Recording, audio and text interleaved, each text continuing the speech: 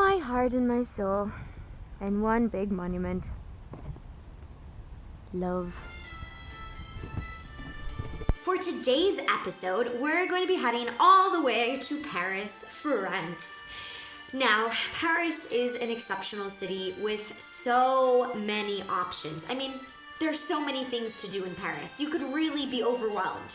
And it's also hard to know what's the best thing to do. What is the best wine tasting? So for today, we're going to talk about where is the best place to taste wine. My very favorite after many, many wine tastings, and I'm here to share it with you today because I think when you go to France, you need to have good quality wine and learn from someone who's really passionate about wine. I was lucky enough to spend an entire evening with Fiori from Wine Tasting Paris. Now, I'm just going to tell you right now, it was one of my favorite evenings in the 5 weeks that I spent in Paris. It was just phenomenal. The space is really welcoming. You can tell by the setup that he has put so much love into how he created the space and the feel that he wanted people to have when they entered in. A lot of places in Paris are really tiny and small, but this is just like cozy, quaint, and perfect. You know, you really can sit down and enjoy a few hours together with beautiful wines, great cheese. Where people will taste 6 wine, 1 champagne, 2 white wines, and 3 red wines. I do all the tasting by myself, and that's it. At the end, people most of the times are maybe a little bit tipsy and really happy to be here, and that's it.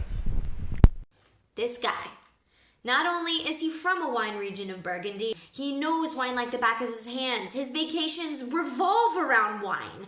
I mean, this guy is a wino. He was just so fun and friendly and nice, and right away I felt like I'd known him for a while. So I think when you're traveling, the more friends you can make, the better, especially if you love wine and you want to learn more about the whole process of making wine and champagne, which is super cool. The whole thing also is that Thierry gives everybody a little learning packet, so you can kind of know not only, what you're tasting, but you don't have to write it necessarily down to remember everything.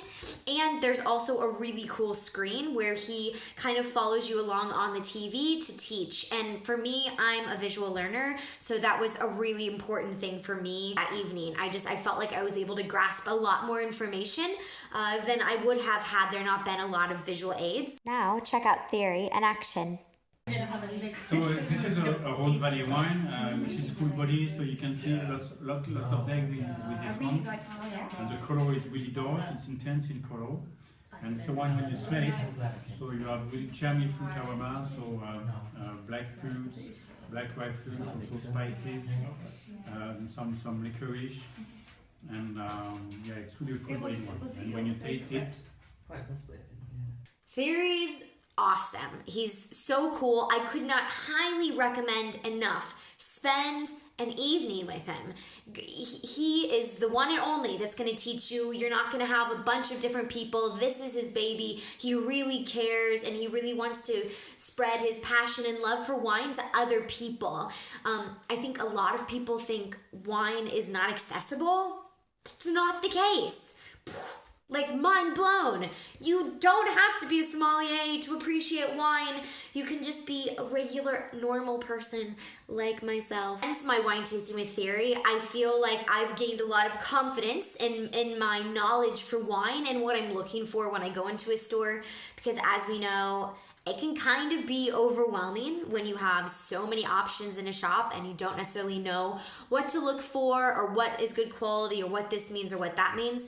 And since then, given me the tips to succeed when I walk into these shops. The best part is at the very end of the evening, you can purchase all the wines you talked about.